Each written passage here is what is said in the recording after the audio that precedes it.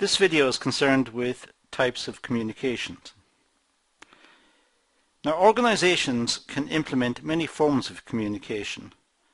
These aid in the exchange of information between departments, employees, and managers.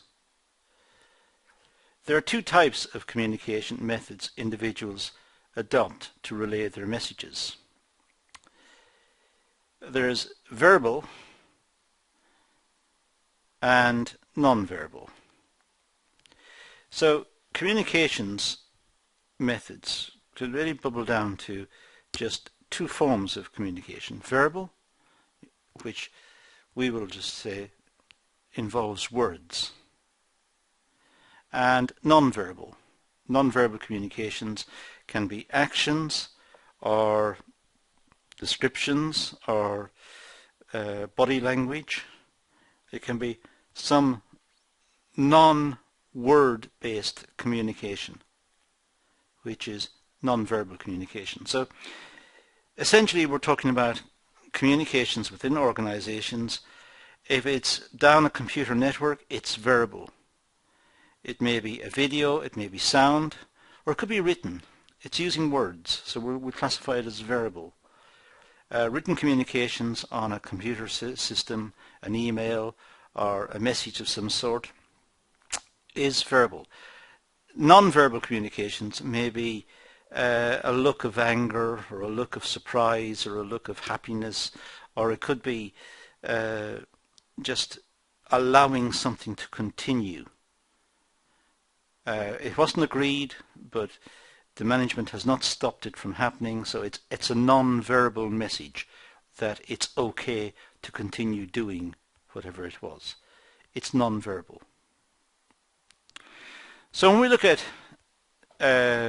types of communication, we have verbal communications and non-verbal communications. And verbal communications, just simply oral, spoken or written. And in terms of non-verbal communications, mainly body language.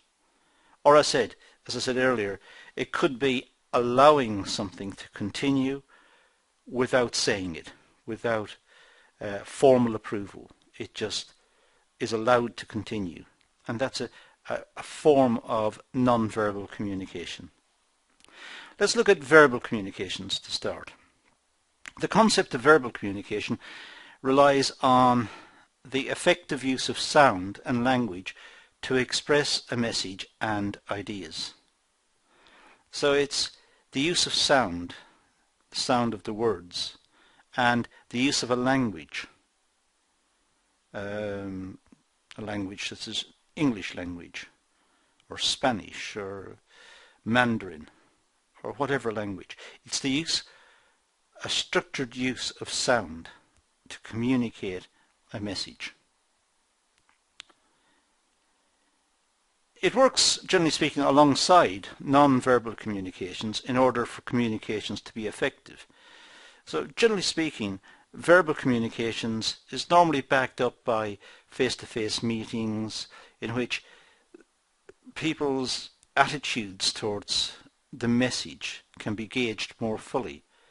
People may look unhappy about the message. They agree to the message, but they don't look happy about it. Now, this is, if you like, is measuring the quality of the message. The message is as what was written, which was communicated perhaps in verbal format, but the non-verbal, meeting people and talking to them about the proposal, about the message, their true feelings regarding the message can be picked up more fully by looking at the way they respond to the message. Verbal communication uses word of mouth, face-to-face conversations, or written messages to send information. Face-to-face is probably the best form of communications, but sometimes it's needed to have a record of face-to-face communications so as to remove any ambiguity or any source of confusion about what the message was that was communicated face to face. So like having a formal meeting, minutes of the meeting are kept. The minutes of the meeting show precisely what was agreed, so that there is no future ambiguity or disagreement about what was agreed. Verbal communications, as I said, it consists of oral communications or written. Now let's look at oral communications. Well, oral communications is expressed through word of mouth. Oral communications is an extremely common form of communications within organizations. Managers meet subordinates, meet line managers who meet foremen and charge hands and meet workers, and information is passed up and down the line. It's very efficient, it's very quick. Simply to go talk to someone and communicate some message. So it's not necessary to find someone to write it down, keep a record of it, store the record, send it out, wait for a response. That's time consuming. But it does guarantee that the message has been read and understood, whereas face-to-face can be confusing somewhat, can lead to people misunderstanding what is required of them. So oral communications extremely common, I should say, in organizations, but can be a source of confusion. So face-to-face conversations are often used to exchange ideas, improve decision making, and exchange information. But as I said earlier, it is important that the outcome of face-to-face communications is somehow recorded and agreed. Maybe just the key points of what was said are noted, and what was agreed was noted, and both parties sign it off. So there is no ambiguity about what was agreed. Oral communications requires the use of listening and speaking skills in order to carry out instructions at work. And that's why it's important that both sides have got good communication skills. Both can listen and understand and question, and understand the terminology and the vocabulary, understand the context in which the instructions are being given and discussed. So it should be good communications, not just communications, but good communications where there's a clear understanding of the message. Now the methods of oral communications, well, there are many of them. Discussions, as I said, somebody simply meeting someone and discussing what needs to be done or how to do something. It could be on the telephone, not as good as face-to-face because body language is lost. It's just a telephone conversation and it relies solely on voice. So both parties to the telephone call can't see or understand the reaction of the others. They can just talk. It could be a presentation in which one person presents ideas, perhaps a formal presentation using slides, perhaps PowerPoint slides or whatever, and making a presentation. Again, the message can be understood from the verbal content, but also the body language can be picked up as well.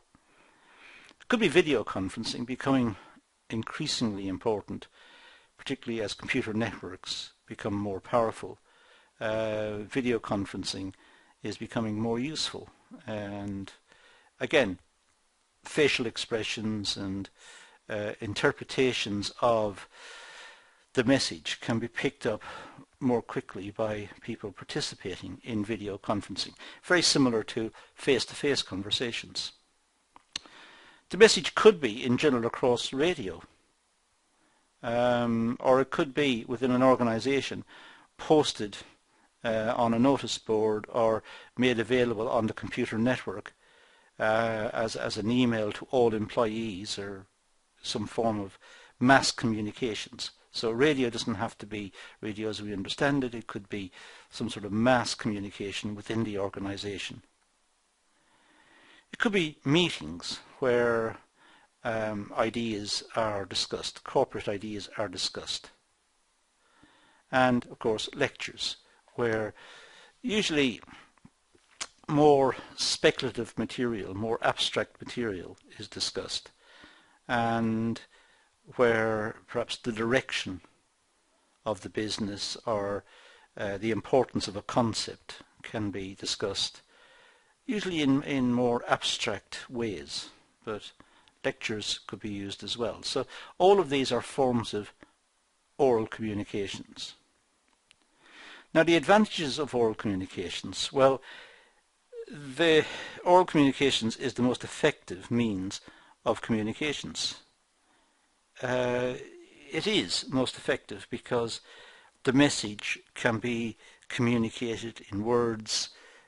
Confirmation that the receiver understands the message can be sought.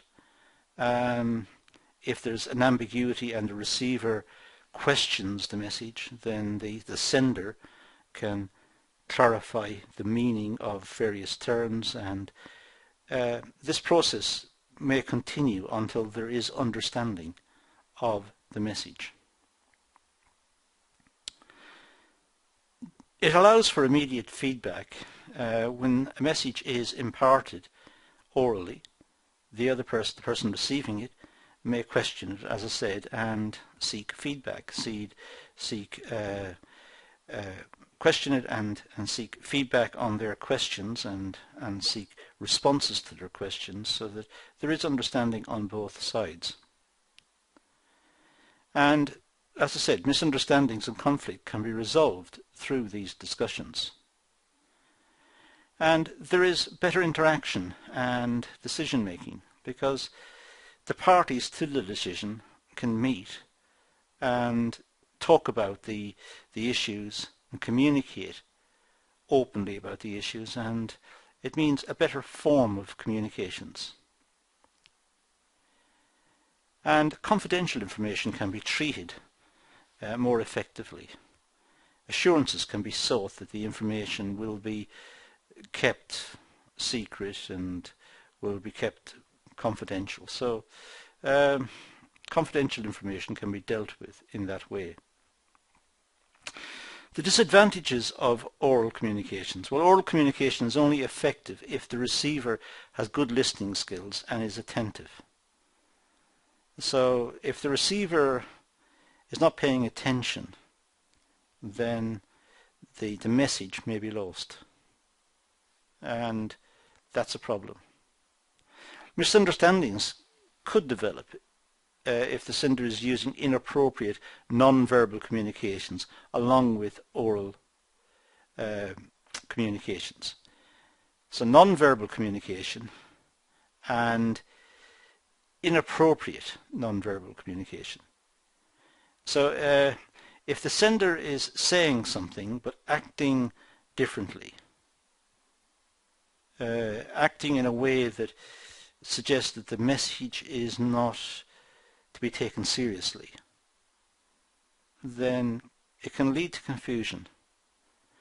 The body language of the sender and the message should agree. They should support each other.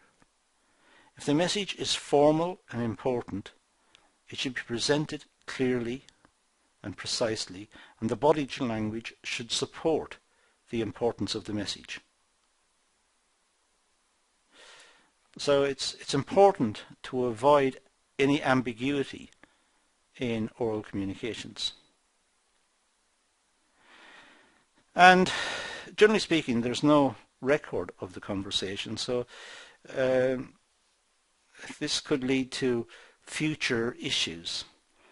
So sometimes it's best to communicate the message and then send a transcript of what was said and ask for it to be endorsed and signed off by the receiver. So the immediate impact is the message is communicated, and there's a follow-up which says this is what we agreed, and get them to sign it off. So there is clear understanding of the message.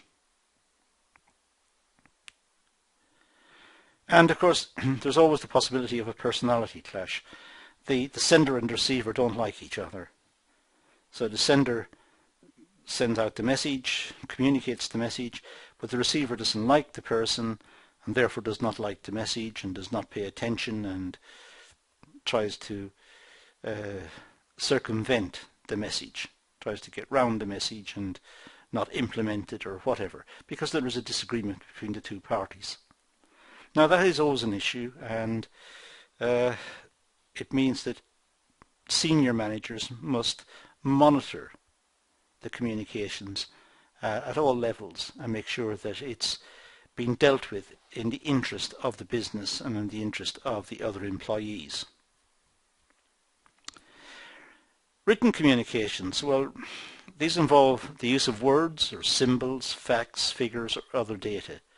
It's written, so it can be words, facts, symbols, drawings. So it's anything that can be written. It tends to have replaced oral communications, especially between organizations and their stakeholders. Nowadays, emails to stakeholders are quite commonplace, explaining company policy, explaining issues. Documents can easily be disseminated using computer networks, using the internet. And this means that written communications has become more important. Perhaps in the past, the only time that the stakeholders would truly understand the direction in which the company was travelling and the company was moving, understand the company plans, was to attend a shareholders meeting in which the senior management would explain their thinking on several issues. But now the management may disseminate this information in written format, and that means that written communications has become increasingly important. And it's important in organizations to be able to effectively communicate through writing. This involves great consideration of the choice of words, correct grammar and sentence construction. It means that people working in business at any reasonable level must have good standard of written communication skills, must have good vocabulary, good grammar, and be able to precisely communicate the message. Written communications can be handwritten or typed and can be used in the following. It could be used in emails, a form of written communications. Letters, although letters, postal letters are increasingly being replaced by emails. Memos to other managers or other workers explaining certain issues could be used. Keeping minutes of meetings. Written communications is important to be able to summarize what was said and be able to write what was said so that there is an accurate account of what was agreed at the meetings. Be able to send text messages. This is less formal, but it's very popular and it's very fast. Send a short text message to someone about some issue to bring them up to speed, bring them up to date very quickly. Generally speaking, this is backed up by an email, which will take longer to compose and which will follow up on the text message. It could be a report into some aspect of the business. Again, it's written communications. Presentations, which include perhaps computer slides, PowerPoint slides, or presentations using techniques which require a lot of consideration. There may be handouts given to the participants at these presentations, and the handouts explain what was said, the logic of what was being presented, And again, written communications are used to support the presentation. And of course, documents such as employee contracts, job description, information packs, and documents or business use, documents for business use. All of these are, generally speaking, written documents. So written communications, very important in business. The advantages of written communications, well, it's an effective way of maintaining and keeping records of information, and it's useful for legal concerns. So it's a good way of keeping records of what was agreed and what's understood by all of the people who participated. In other words, the message was understood by all who attended the meeting, let's say. Written communications allows the receiver sufficient time to understand the message before providing feedback. Oral communications tends to be immediate. When people speak to each other, they get feedback immediately. Whereas with written communications, the written communication is sent, the receiver has time to read it, think about it, and then make a response. So there's a better quality feedback on the communications. It's not instantaneous. It's a studied and considered response.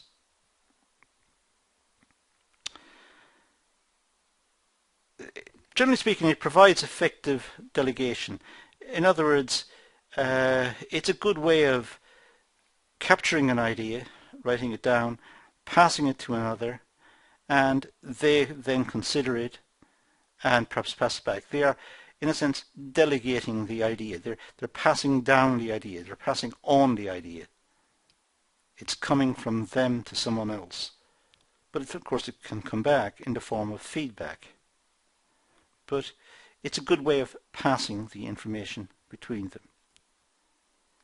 And it does promote the organization image. If it's written on a company headed notepaper, it looks good. It looks corporate, it looks professional, and it looks serious. So it's an important way of communicating. But emails are good for group communications. Emails are more effective when they are sent to a group. So if managers work in groups or if employees work in groups, one way of communicating with all of them is to send a group email. The same email to several people. And that's very efficient. It saves time and it's a good way to communicate. The disadvantages of written communications: not the most cost-effective form of communication. Face-to-face is probably the most effective. It requires resources and facilities to produce and deliver written communications. So written communications may have to be typed out, or they might have to be printed out off a computer, or they may have to use the internet, and the receivers have to have access to the internet, and there may be time between sending it out and when the receiver checks their emails. So it's not the most effective way of communicating. The feedback is not instantaneous, so it can create doubts. The person sending out instructions in written format has to wait for feedback from the written instructions, which leads to worries and doubts. Was the idea good, or was it well received, or what did the receiver think of the idea? Face to face, it's easy to pick up straight away what the receiver thinks of the idea, if they like it or if they don't like it. So with written communications there is a time delay. And if the written language is not good, if it's got bad grammar, poor spelling, if it's badly composed, it looks bad. It looks bad for the organization. It can affect the image of the organization if it goes outside of the organization. So if the sender does not have good written skills, then this can affect the image of the organization. So care has to be taken with written communications. Now, non-verbal communication. Non-verbal communication occurs when we interact with each other through wordless signals. This could be smiles, grimaces, the use of our hands, our body language. Do we accept what's been said? Do we agree? Do we smile? Or do we look confused? We're sending out images to the other person, to the person who is communicating the information. We're sending out images to that person about how we feel about what has been said. If you want to become an effective communicator, you must be able to understand non-verbal communications, which ranges from body gestures to eye contact. If people look you in the eye, they are paying attention. If they're looking all around and looking at the floor and looking out the window, they are bored. They're not necessarily paying attention. They're not receiving the message. And they're not receiving the message accurately. They're not paying attention. Non-verbal communication is important as it allows us to understand individual reactions and judge whether the sender can be trusted. So non-verbal communications means the sender is not engaging with the listener. The person sending out the message is not communicating effectively. It has not caught the attention of the listener. The listener is not paying attention perhaps. Or it could be that the person sending out the message has caught the attention of the receiver, but the receiver is not very happy about what's been said. So does this mean that the sender should modify what's been said, or change what's been said, or how it's been said? So there are issues in non-verbal communications. Now the types of non-verbal communication. Well, appearance, the physical appearance, and your surroundings. How do you look? Do you look professional? Do you look like you just decided to make a presentation and you didn't make any special effort in your appearance? Or are you prepared to make the presentation? Have you got visual aids ready to help you with the presentation? How do you appear?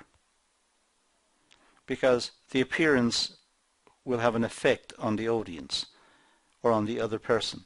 The other person, the receiver or the receivers, may not take you seriously. If you didn't make an effort, then they're not going to perhaps pay too much attention as well. They don't see it as a serious activity. How do you make the presentation, or how do you communicate with them? What's your body language, your posture? Are you standing up straight, or how do you present yourself?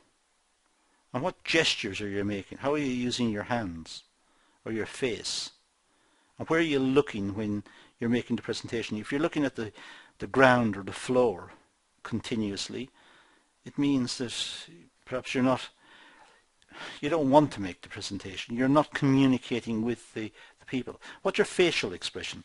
Do you look bored, or do you look enthusiastic about the message that you're imparting?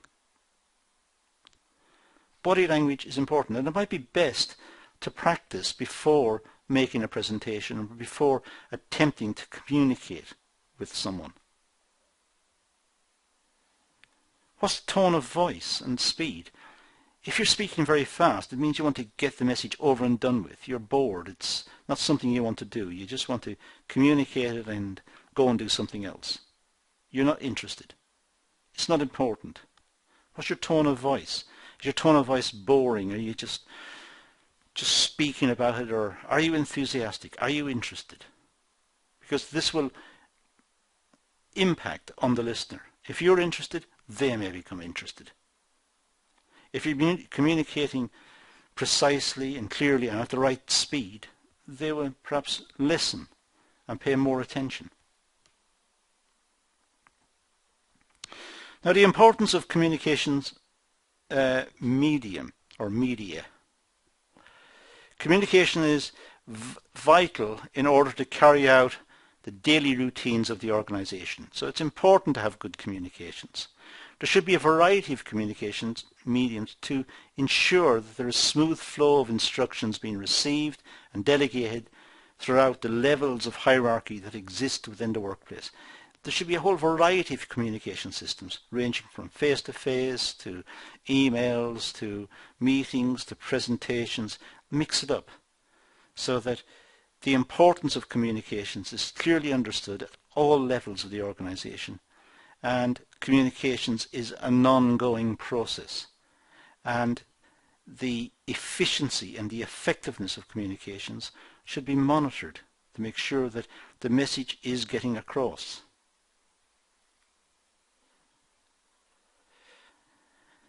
What to consider when choosing a method of communications? Well, sure, the method of communication is cost effective and appropriate for its use.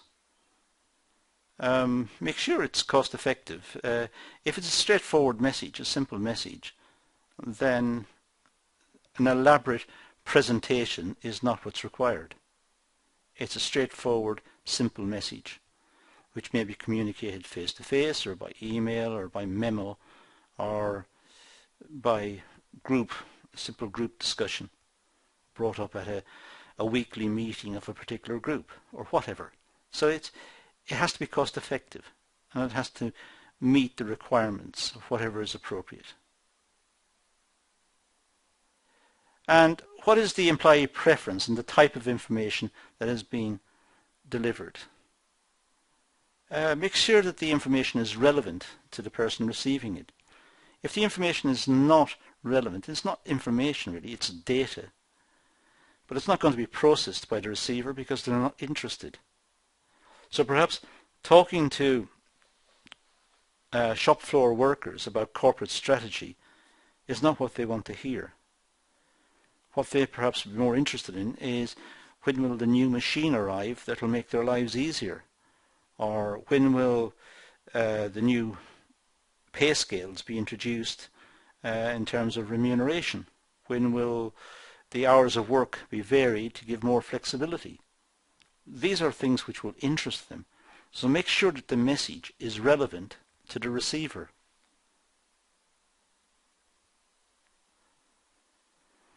And methods should be accessible to all within the organization. Make sure that if a message is going to be communicated to the shop floor workers, then all the workers will have access to that information. They don't have to rely on second-hand accounts from people who happened to be there when the meeting took place. So the people who were away ill or on holiday or not working that particular shift did not get the information. Make sure that the information is accessible to all who are related or are affected by that piece of information. That's all we're going to do about information methods and types of information. It's a very straightforward talk on communications and the types of communications, but it is important because organizations need to communicate and need to communicate effectively. But that's all I'm going to do on this session, so I'm going to leave it at that and say thank you for watching.